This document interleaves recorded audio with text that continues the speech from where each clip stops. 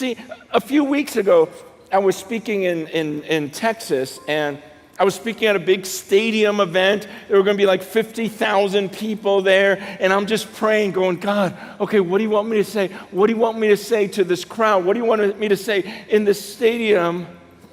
And I got this picture in my mind. I'm not saying it's of the Lord. It might be, it might not be, but it was a good one. I just thought, as I was praying, like imagine if, this is what I saw, a giant swimming pool. Okay? So imagine this is not an auditorium. Imagine this is halfway filled with water. Okay? And I had this picture of everyone with a life jacket on, a life preserver. Okay? So are you picturing that right now? Imagine everyone, inside your kit is a life jacket.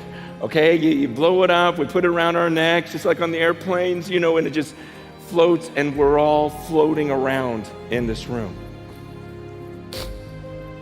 That was the picture I got, was a bunch of people floating in a stadium filled with water with life jackets on. And the point was, as I looked at the crowd, I couldn't tell who knew how to swim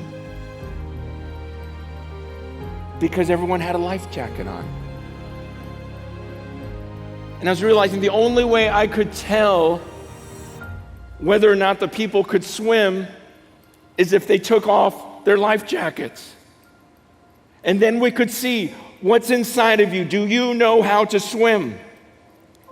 I think the point the Lord was making to me through that was that there are a lot of things in today's church that can keep you afloat artificially, externally.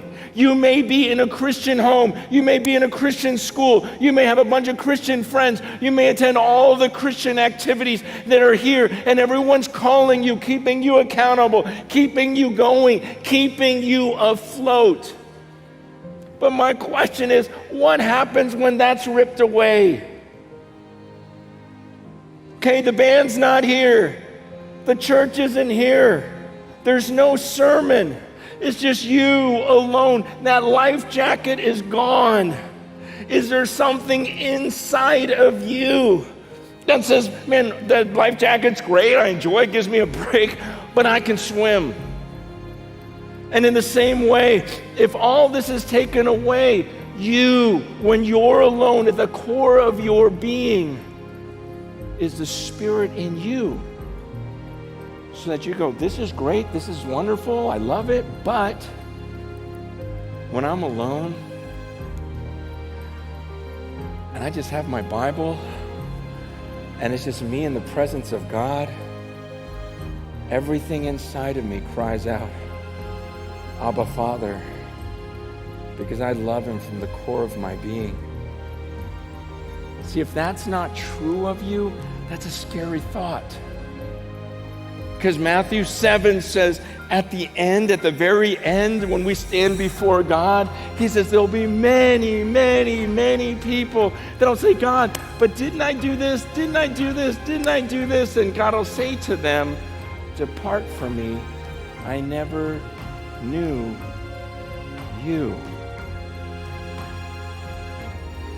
You guys, that's why I'm not saying this out of like any sense of judgment. I just know, having been a pastor for the last 30 years, that there are people that we can keep afloat in different ways.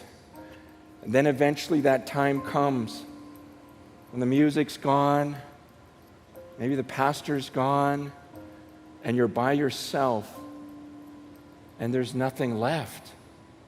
And you realize, whoa, we were just keeping people afloat, rather than really being the Spirit of God entering into them and causing them to cry out, Abba, Father. Gosh, I hope you are not the type of person that has to be begged to spend time alone with God. I hope you're not the type of person where you don't need the leadership here to keep coming after you and go, please, please read the Bible. Please, please walk away from your sin. Because the Bible says when God's Spirit enters into you, that becomes your desire.